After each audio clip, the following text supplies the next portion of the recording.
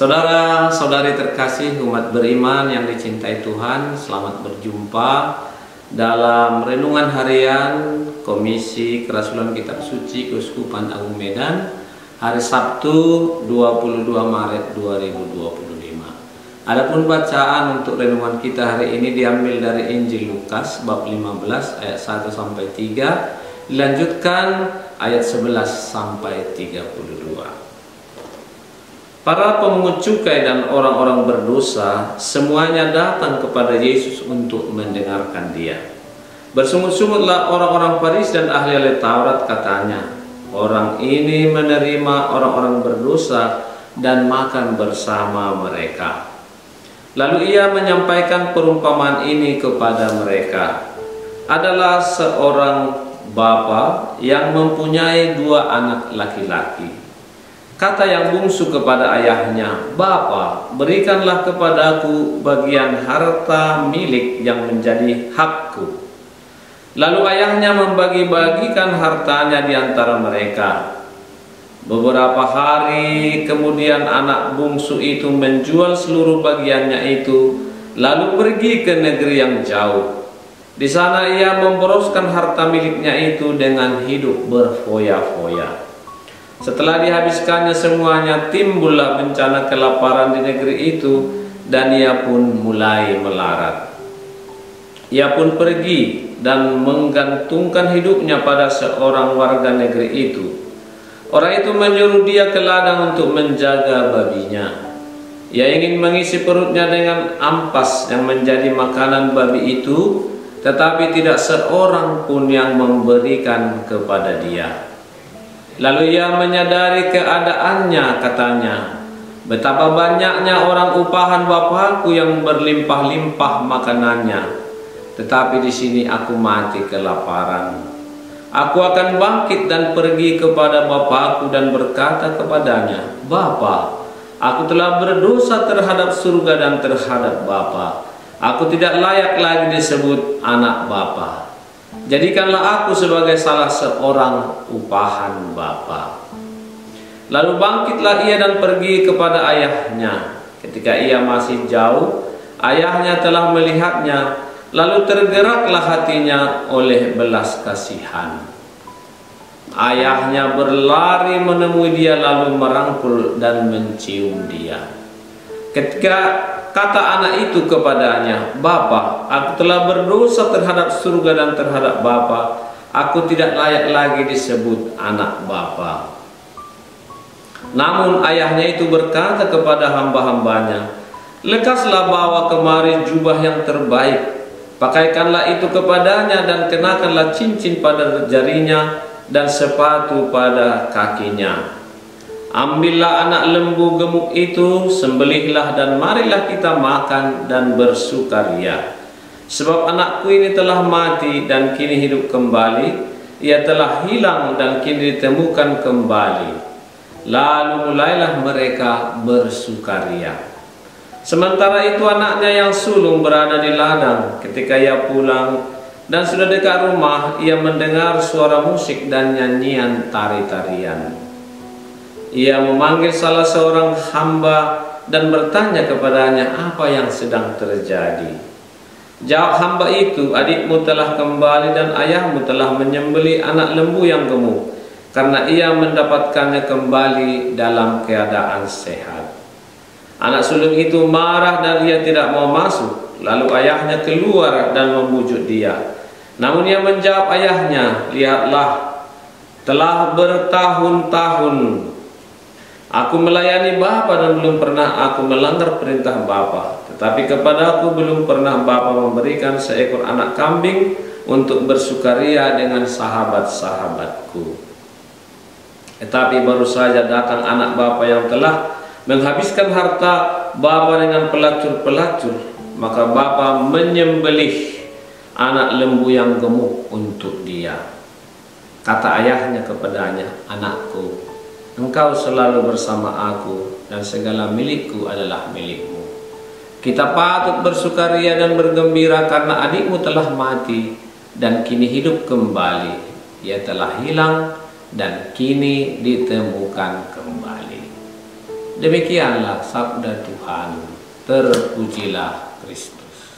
Saudara-saudari terkasih, konteks dari bacaan Injil hari ini adalah orang-orang Farisi dan ahli Taurat yang tidak bisa menerima pertobatan orang-orang berdosa. Adalah suatu kebahagiaan bagi kita bila mana kita menemukan kembali sesuatu yang bernilai yang hilang dan kita temukan. Apalagi kalau itu saudara, saudari atau keluarga kita yang tidak kelihatan, hilang sekian lama, dan dia kita temukan atau kembali, maka sukacita kita akan besar. Apalagi kalau saudara-saudari kita itu adalah orang-orang yang berbuat jahat, yang selalu menyakiti orang lain, meresahkan. Bila mana mereka mau bertobat, mau berubah menjadi manusia baru, tentulah kita akan senang dan penuh sukacita. Hal seperti itulah yang mau disampaikan oleh Yesus hari ini dalam Injil. Jikalau kita sendiri penuh dengan sukaria mendengar menyambut pertobatan orang berdosa, apalagi Allah sendiri. Perumpamaan tentang domba yang hilang, dirham yang hilang, dan anak yang hilang dalam Injil Lukas bab 15 adalah mau memperlihatkan betapa sukacita besar akan dialami oleh Allah sendiri ketika manusia berbalik dari dosa-dosanya. Hal inilah yang disampaikan Yesus secara khusus dalam bacaan Lukas bab 15, bahwa ia menerima orang berdosa dan makan bersama dengan mereka. Nah, secara khusus dalam perumpamaan Yesus tentang anak yang hilang ingin menjelaskan hakikat daripada dosa itu sendiri dan ingin memperlihatkan kepada orang Farisi bahwa Yesus tidak membenarkan perbuatan dosa dalam hidup manusia. Walaupun ia sering duduk bersama dengan orang-orang berdosa, bukan berarti bahwa Yesus setuju dengan perbuatan dosa. Dengan perumpamaan ini Yesus menegaskan bahwa dosa akan membuat manusia sengsara, tetapi belas kasih Allah akan tetap terbuka kepada mereka yang ingin bertobat. Dalam perumpamaan tentang anak yang hilang, ada 3 tokoh yang muncul, yakni anak sulung, bapa, dan anak bungsu. Jika kita menghubungkan cerita ini dengan konteks ketika Yesus menyampaikan perumpamaan ini, maka anak sulung adalah gambaran orang Farisi dan ahli Taurat. Bapa adalah gambaran dari Allah, dan anak bungsu adalah gambaran orang-orang berdosa. Sungut-sungut orang Farisi dan pemungut cukai itu adalah bentuk kemarahan anak sulung karena ketidaksenangannya atas tindakan bapaknya yang menerima kembali si bungsu. Injil hari ini, saudara-saudari terkasih, mengajak kita, para pendosa, untuk kembali kepada relasi penuh kasih dengan Allah. Ia selalu penuh belas kasihan dan menunggu pertobatan kita. Maka panggilan bagi kita adalah bahwa kita pun hendaknya sama seperti Bapa di surga. Penuh belas kasih juga kepada saudara-saudari yang mohon ampun atau yang hidup dalam dosa. Hendaknya kita tidak menjauhi mereka, tetapi mendekati, bahkan kalau boleh merangkul mereka kepada pertobatan dan hidup baru. Banyak orang-orang yang tersingkir, yang terpinggirkan karena persoalan-persoalan yang bersumber dari diri mereka, entah karena masalah perkawinan, entah karena status, entah pekerjaan mereka, yang membuat akhirnya mereka enggan terlibat ikut serta dalam hidup menggereja. Maka kita seperti Yesus hendaknya selalu terbuka dengan hati yang terbuka menyambut ketika mereka kembali ingin bergabung sebagai warga gereja yang baik. Maka beberapa poin yang dapat kita simpulkan dari bacaan hari ini hendaknya menjadi pegangan bagi kita. Marilah kita menikmati kebebasan dan kesetiaan kita kepada Tuhan. Syukurilah kebebasan dan kesetiaan yang kita dapatkan. Yesus mengajak kita untuk menikmati dengan penuh kebebasan, kebersamaan dan kesetiaan kita dengan Tuhan. Dia berkata, "Engkau selalu bersamaku dan segala kepunyaanku adalah kepunyaanmu." Hanya kalau kita bisa menikmati dengan penuh rasa syukur kebersamaan kita dengan Tuhan, akan membuat kita juga mudah murah hati dan berbelas kasih kepada sesama yang menderita, yang berdosa.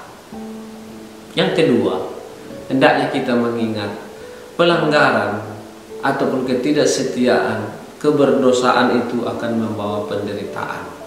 Tetapi di atas segala ketidaksetiaan dan penderitaan, kalau kita ingin bertobat kembali ke rumah Bapa, maka pintu selalu akan terbuka lebar bagi kita.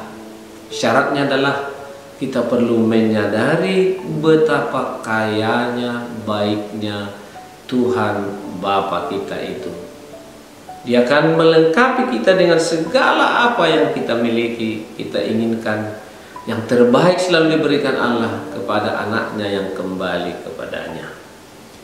Kita perlu menyadari juga posisi hidup kita. Jauh dan dekat dari Tuhan adalah bagian dari kehidupan yang sama-sama rentan juga untuk tidak setia, untuk jatuh ke dalam dosa. Yang penting adalah di posisi manapun kita, jauh seperti anak bungsu, dekat seperti anak sulung, yang penting kita sadari kasih Allah selalu tinggal bersama kita. Walaupun kita dekat dengan Allah, namun jika kita tidak menyadari kasih Allah, maka kedekatan itu akan sia-sia. Sebab sikap orang yang telah dekat dengan Allah adalah serupa dengan Allah, yakni penuh dengan kasih. Sementara yang jauh dari Allah, pintu masih tetap terbuka lebar untuk kembali kepadanya. Sejauh manapun kita lari dari Tuhan, pada akhirnya kita akan dipanggil ke hadapannya. Dan itulah harapan kita. Secara khusus di masa prapaskah ini, marilah kita kembali ke rumah Bapa. Mari kita kenakan pakaian yang baru, sepatu yang baru, hidup baru, hidup di hadapan Bapa yang penuh belas kasih. Semoga Tuhan memberkati kita, memberi kita rahmat pertobatan, sehingga kita selalu dekat dengan Allah dan menyadari kasih-Nya terhadap diri kita. Semoga amin.